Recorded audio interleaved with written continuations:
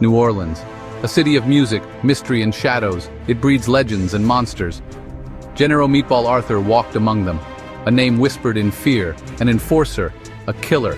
70 souls, they say, met their end at his hand, their stories lost in the humid air, silenced by fear. Arthur wasn't a kingpin, not a flashy boss. He was a tool, a hammer wielded by the Glen Metz drug ring, the largest, the most ruthless, the most efficient. Their product flooded the streets, a tide of addiction and despair. And Arthur? He was the current that dragged you under. He haunted the French Quarter, the Treme, the Bywater, places where music once soared now echoed with gunshots, where laughter turned to screams, where life was cheap and death was a business transaction. The police knew, the whispers reached their ears, but fear has a long reach. Witnesses vanished, evidence disappeared. Meatball Arthur, the boogeyman, remained free.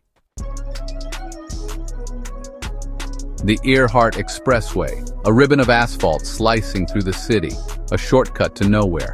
For 3 people it became their final destination.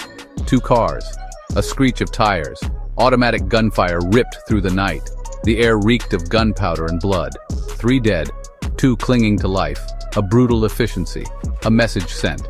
This was Meatball's handiwork. The city shuddered. The violence, always simmering, boiled over. Politicians sputtered. The police promised action. But the streets knew the truth. The Metz gang owned this town. Glen Metz, a name whispered with a mix of awe and terror. He ruled his empire from the shadows. Cocaine, heroin, it flowed through his veins and through the city like a poison. Metz surrounded himself with loyal soldiers. Gerald Knapp Elwood, a cold-blooded killer, and Meatball Arthur, the enforcer, the one who ensured loyalty and punished betrayal. Their grip tightened on the city. Corrupt officials looked the other way. Those who dared resist met with swift and brutal retribution. The French Quarter, once vibrant, now held its breath, waiting for the next explosion. The old men playing dominoes in Jackson Square saw it all. The rise of the Metz gang, the fear that clung to the air like Spanish moss. They whispered stories of Meatball Arthur. They spoke of his cold, dead eyes.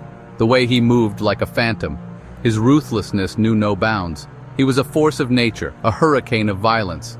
The whispers followed him, painting a picture of a monster. But somewhere beneath the surface, a man existed. A man twisted by circumstance, shaped by violence. A man who had long since lost his soul.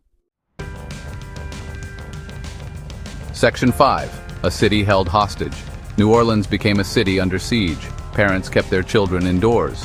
Tourists, once drawn to the city's vibrant culture, stayed away. The music, the lifeblood of New Orleans, seemed to fade. The police, overwhelmed and outgunned, fought a losing battle. The courts, riddled with corruption, offered no respite. Meatball Arthur and the Metz gang operated with impunity. The city held its breath, waiting for a savior. Someone to break the grip of fear. Someone to bring Meatball Arthur to justice. Section 6. The shadow of Scully Clay, Sam Scully Clay. He had dared to challenge the Metz gang's dominance. His reign was short-lived. A bullet to the head silenced him forever. The murder sent shockwaves through the city. Scully Clay, for all his flaws, had been a symbol of resistance. His death cemented the Metz gang's control. Meatball Arthur was the prime suspect. But proof was elusive. The shadow of Scully Clay loomed large, a reminder of the price of defiance. Section 7. The walls close in. But even empires crumble. The DEA, sensing weakness, moved in. A task force assembled, determined to dismantle the Metz gang, piece by piece. Informants emerged, their loyalty bought with promises of leniency. Wiretaps hummed with incriminating conversations. The net tightened around Meatball Arthur. He disappeared from New Orleans. Some said he was hiding out in the bayou. Others whispered he had fled the country. But the law has a long memory. It was only a matter of time. Section 8. From dishwasher to inmate Seattle, a world away from the humid streets of New Orleans, a city trying to outrun its own demons. It was here, in a greasy spoon diner, that Meatball Arthur resurfaced. He worked as a dishwasher, his past buried beneath suds and dirty dishes. But the past has a way of catching up. The feds swooped in, their faces grim. Arthur didn't resist. The fight had gone out of him. He was extradited back to New Orleans, his reign of terror over. The city he had terrorized breathed a collective sigh of relief. Section 9. A Legacy of Violence. Gennaro Meatball. Arthur disappeared into the belly of the Louisiana State Penitentiary.